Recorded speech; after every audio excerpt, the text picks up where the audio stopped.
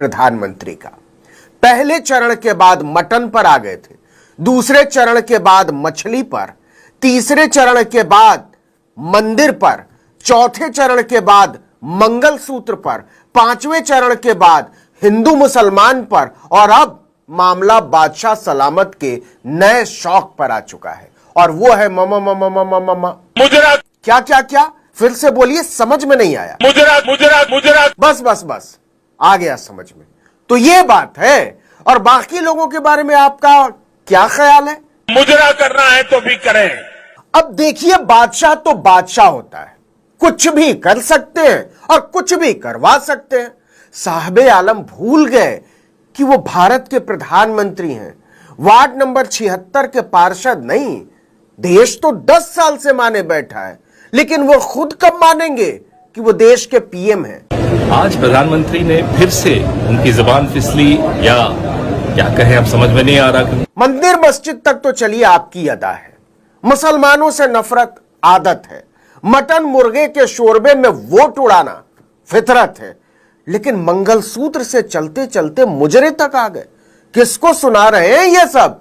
India alliance को नहीं, देश को, कि देख लो तुम्हारे देश का प्रधानमंत्री औरतों के बारे में कैसी सोच रखता है।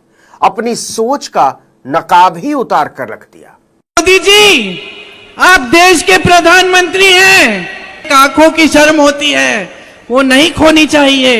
यही तो भूल गए बादशाह सलामत, और बार बार भूल जाते हैं कि वो देश के प्रधानमंत्री हैं। गजनी की तरह भूल जाते हैं, और वो आमिर खान की तरह स्लेट पर लिखकर गले में लटकाते भी नहीं कि याद रहे वो देश के प्रधानमंत्री हैं। अच्छा, कोई याद दिलाने वाला भी नहीं। आज जिस तरह से वो बोल रहे हैं और ऐसे ऐसे शब्द उन्होंने इस्तेमाल किए विपक्ष के नेताओं के लिए, जो इस देश के इतिहास में किसी प्रधानमंत्री ने नहीं इस्तेमाल किए होंगे, कि इनकी असलियत दिखाई देने लगी है।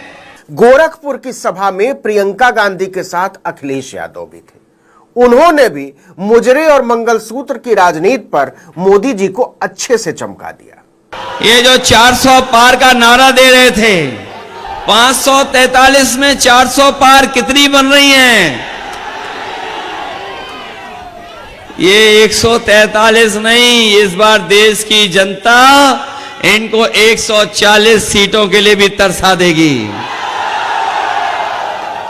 और ये जो गुस्सा बढ़ता चला जा रहा है, ये जो गुस्सा बढ़ता चला जा रहा है, हम पहले चरण से देख रहे हैं, पहले चरण से गुस्सा देख रहे हैं।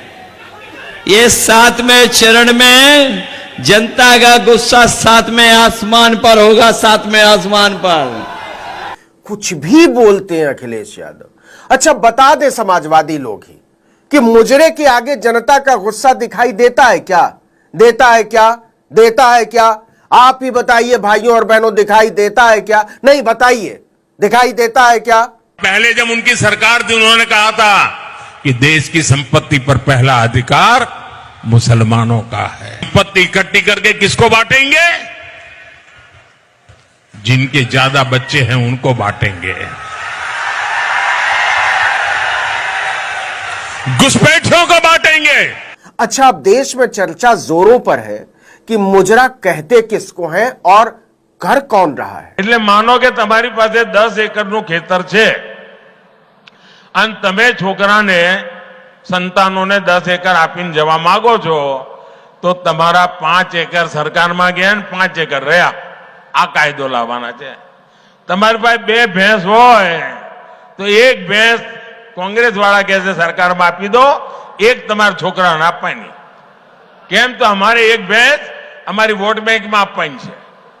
जब से मोदी ने प्रचार अभियान तेज किया है, मनोरंजन की घोर कमी से जूझ रही जनता की जिंदगी में बहार आ गई है। ओटीटी वालों को दर्शकों का टोटा पड़ गया है, इधर ही इतना मिल जा रहा है, पूछिए मत। प्रधानमंत्री को शायद अब प्रचार से थकान बढ़ गई है। जिन शब्दों का वो इस्तेमाल करते हैं, मुजरा करेगी कांग्रेस पार्टी, इस तरह के शब्द प्रधानमंत्री के पद पर बैठे हुए व्यक्ति को बिल्कुल शोभा नहीं देते। प्रधानमंत्री को मुझे लगता है अब आराम की जरूरत है। क्या बात करते हैं पवन खेड़ा, 18-18 घंटे काम करने वाले आदमी की जिंदगी में आराम? देश को तो लगता है कि निपटान का भी मौका निकल पाता होगा या नहीं। 73 साल की उम्र में जान हथेली पर लेकर घूम रहा है बंदा, और आप कह रहे हैं आराम करो, और आराम की सलाह नहीं दी। आगे सुन लीजिए। और मैं अमित शाह जी और नड्डा जी दोनों से आग्रह करूंगा, अगर आपकी थोड़ी सी भी वो सुनते हो तो उनका तुरंत इलाज कराएं। उनको इलाज की आवश्यकता है। नरेंद्र मोदी जी थक चुके हैं, बीमार हैं। नहीं नहीं, ऐसे नहीं बोलते। देश के प्रधानमंत्री के बारे में तो ऐसे बिल्कुल नहीं बोलते। खराब बात है। 2 दिन की बात और रह गई है। आज नहीं तो कल मान ही लेंगे कि वो देश के प्रधानमंत्री हैं। क्या कहा? नहीं मानेंगे? अच्छा, 4 जून को देखेंगे। हाँ, वो तो पूरा देश ही देखेगा ना, लेकिन तब तक मुजरा करना है, मुजरा। हंसिए मत।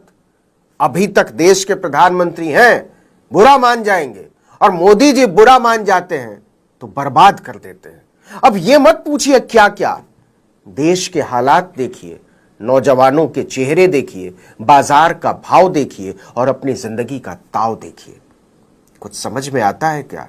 नहीं आता तो आप भी रील में जाकर वही देखिए। पूछिए क्या? उनको वहां जाके मुजरा मुजरा मुजरा मुजरा। इस वीडियो में